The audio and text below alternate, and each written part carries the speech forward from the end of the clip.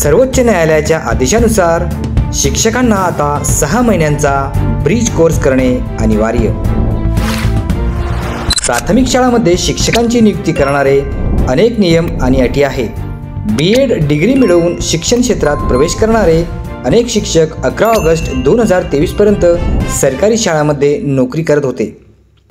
मात्र सर्वोच्च न्यायालयाच्या आदेशानुसार या शिक्षकांना आता 6 महिन्यांचा ब्रिज कोर्स करणे अनिवार्य होणार आहे। आता तुम्हाला प्रश्न पडला असेल, हा ब्रिज कोर्स काय आहे आणि का त्याची आवश्यकता आहे?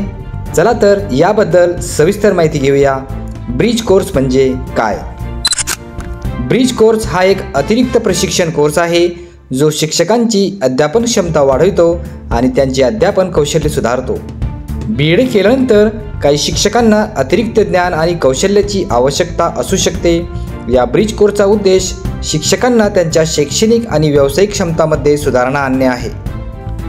सर्वोच्च न्यायालयाच्या आदेशानुसार राष्ट्रीय अध्यापक शिक्षण परिषद NCTE ने या ब्रिज कोर्सचा आराखडा तयार केला आहे। या कोर्सच्या माध्यमातून शिक्षकांना शिक्षणाच्या नवीन पद्धती, शिक्षण सत्राची रचना आणि पाठ्यक्रमातील अद्यतने यावर विशेष प्रशिक्षण दिले जाईल। NCTEच्या सदस्य सचिव अभिलाषा जा मिश्रा यांनी याबद्दल अधिसूचना जारी केली आहे।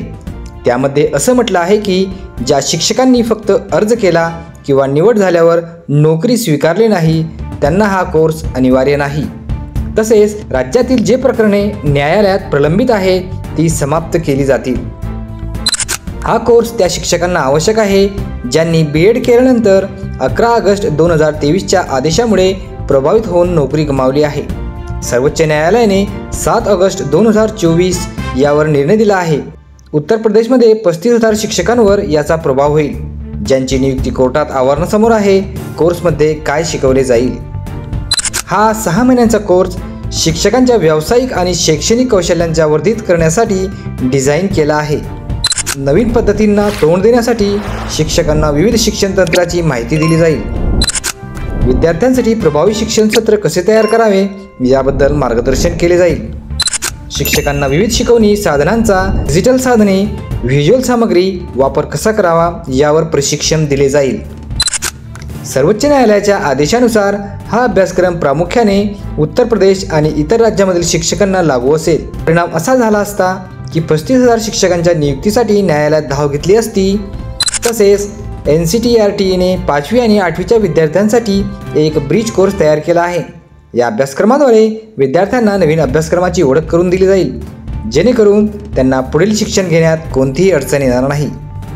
मित्रांनो, अशाच प्रकारच्या शैक्षणिक माहितीसाठी आपल्या व्हिडिओला लाईक, शेअर करून चॅनलला सबस्क्राईब करायला विसरू नका, कारण अशाच प्रकारचं कंटेंट सर्वप्रथम आपल्याच चॅनलवर पाहायला मिळते।